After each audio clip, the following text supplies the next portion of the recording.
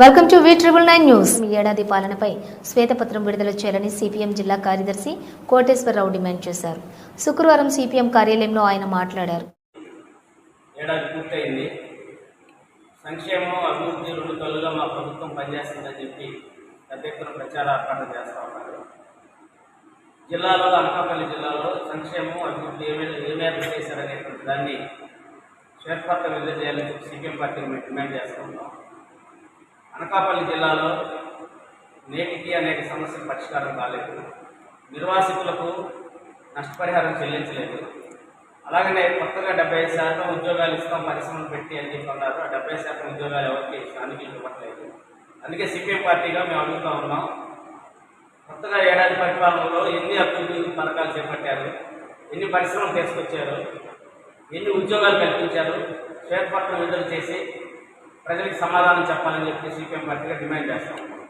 నక్కపల్లి ప్రాంతంలో నేటికి కూడా నిర్వాసితులకి నష్టపరిహారం చెల్లించలేదు. మేజర్ లేనంటే వాళ్ళకి ఇంతవరకు ప్యాకేజ్ ఇవ్వలేదు. కొత్తగా ఉపాధి అవకాశాలు అక్కడ ఎవరికి రాలేదు. అలాగనే అక్కడ ఉన్నటువంటి రాజీపేటలో ఫిష్ ల్యాండ్ ఏదైతే ఉందో ఏర్పాటు చేస్తామన్నారు, అది చేయలేదు. కూడిమడకలో జట్టీని ఏర్పాటు చేస్తాం, హార్బర్ని ఏర్పాటు చేస్తామన్నారు, అది ఇంతవరకు అతిగతి లేదు.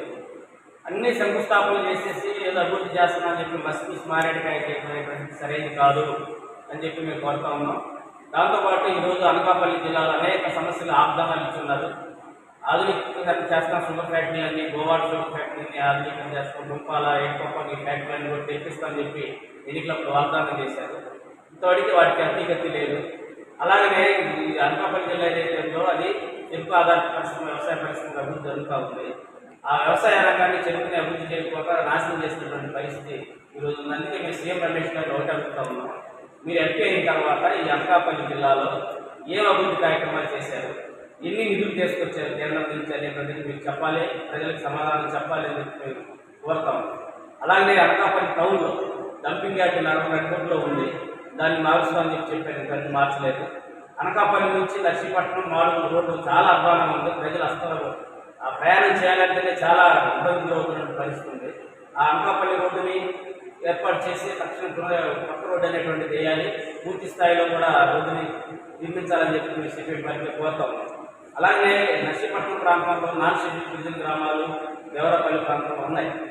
అధికారంలోకి వచ్చిన వెంటనే నాన్ షెడ్యూల్ గ్రామాలను టెక్నాలజీ ఏరియాలో చేరుస్తాం, కొత్తగా ఐటీడీఐని ఏర్పాటు చేస్తాం నర్సీపట్నం ప్రాంతం అని చెప్పి హామీ ఇచ్చారు.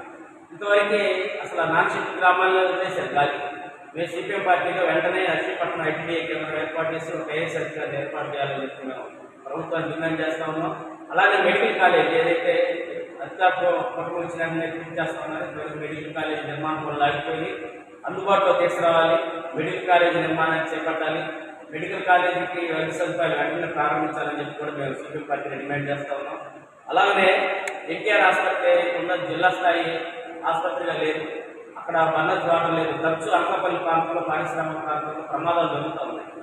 గాల్లోకి కార్మికుల ప్రాణాలు కలిసిపోతూ ఉన్నాయి. అక్కడి నుంచి అనకాపల్లి తెచ్చేలోపే ప్రాణాలు ఎగిరిపోతున్న పరిస్థితి ఉంది. అందుకని ఫార్మసీ ప్రాంతంలో, అక్షరాపురం ప్రాంతంలో ఏఎస్ ఆసుపత్రి కడతా ఉన్నారు, అది అభివృద్ధి లేదు. దాన్ని తక్షణం పూర్తి చేయాలని చెప్పి మేము కోరుతా ఉన్నాం. అలాగే కాలుష్యం అనకాపల్లి జిల్లాలో పారిశ్రామికంగా అభివృద్ధి జరిగిన తర్వాత కాలుష్యం పెరిగిపోతూ ఉంది.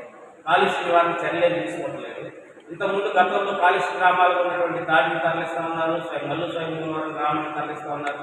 వాటిని అడిగి ఏమాత్రం తరలించినట్టు పరిస్థితుంది. జీవోలు ఇస్తూ ఉన్నారు, మేము సర్వే చేస్తున్నాం, పునరావాసం కల్పిస్తాం తాడి గ్రామం ప్రజలుతున్నారు. ఇంతవరకు తాడి గ్రామాన్ని తరలించిన పరిస్థితి లేదు. ఎన్నికల వాగ్దానంగానే అదంతా కూడా మిగిలిపోయి ఇదన్నింటినీ ఏదైతే స్థానికులకు ఉపాధి కల్పించే విషయంలో ఎన్ని ఉద్యోగాలు ఇచ్చారు, ఎన్ని పరిశ్రమలు తీసుకొచ్చారు, అలాగే అనకాపల్లి జిల్లాలో కొత్తగా ఏర్పడిన జిల్లాలో ప్రభుత్వ కార్యాలయాలు ఏర్పాటు చేశారా లేదా, ఏ కలెక్టర్ కార్యాలయం తీసుకుంటూ గ్రామానికి చెందుతుంది, అందుబాటులో అధికార కార్యాలయాలు లేదు. అందుకని ప్రభుత్వ నిధులు కేటాయించి ప్రభుత్వ కార్యాలయాలు వెంటనే ఏర్పాటు చేయాలని చెప్పి కూడా సిపిఎం పార్టీగా డిమాండ్ చేస్తున్నాం. ఈ ఏడాది కాలంలో మీరు అభివృద్ధి ఏం చేశారు, సంక్షేమం ఏం చేశారంటే స్పష్టంగా ప్రజలకు సమాధానం చెప్పకపోతే, ఈ సమస్యలన్నింటి మీద వాగ్దానాలు అమలు చేయకపోతే మాత్రం సిపిఎం పార్టీగా రాబోయే కాలంలో పెద్ద ఎత్తున ప్రజలను సమీకరించి ఉద్యమం చేస్తామని చెప్పి హెచ్చరిస్తాం.